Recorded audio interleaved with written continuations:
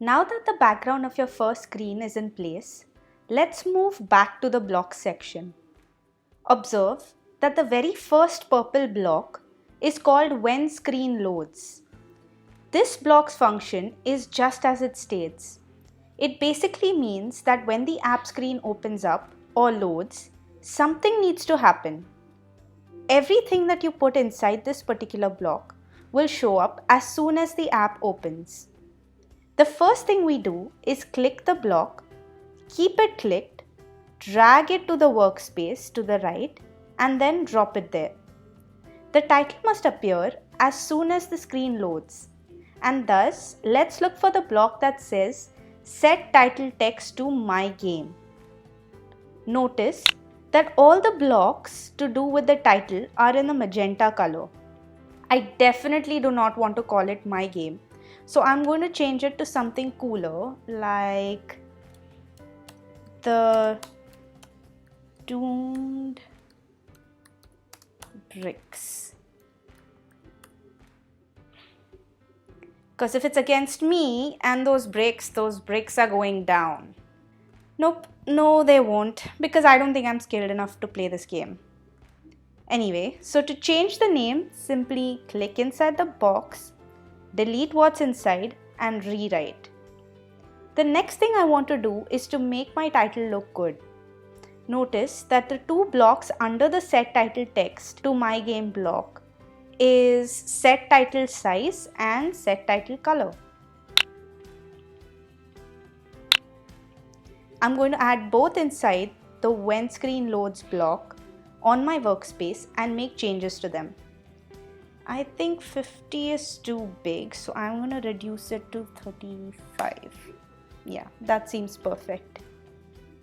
And maybe the color I would change to purple, a brighter purple maybe. Yeah, pink. That looks nice. Think about what works best for your game. The last thing that needs to be done for the intro screen is to create a button. Let's modify how it looks first. All the blocks that deal with the button are in a maroon color. I'll begin by adding the set text on the button to start block.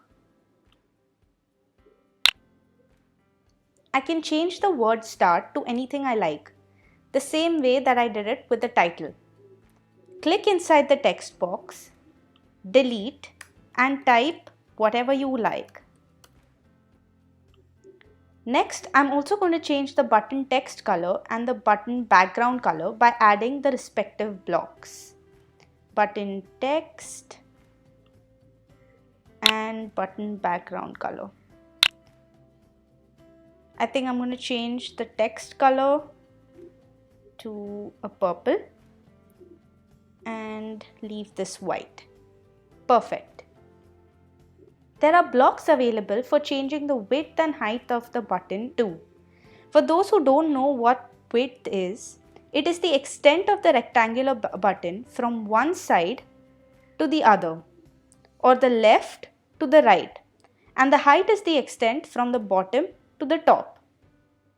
Now, the final thing to do for the button is to make it work. This you won't find under the maroon blocks because it has to do with the function and not aesthetics or looks. Look at the green blocks. Drag and drop the when button clicked block on the workspace. This time it will be separate from the set of code we have written under the when screen loads block, because we don't need the button to be clicked or the screen to shift to the game screen as soon as the screen loads. Next, place the change screen to intro screen block inside when button clicked. But do we want it to change to the intro screen? That actually would mean no change at all, because we already are on the intro screen. What we need to do is click on the tiny box inside the block that says intro. A drop-down list will appear and click on game. This way it will shift to the game screen as soon as you click the button. You can use the reset button to shift back to your intro screen. Complete these code blocks on your own screen and then click on the next video to work on the game screen.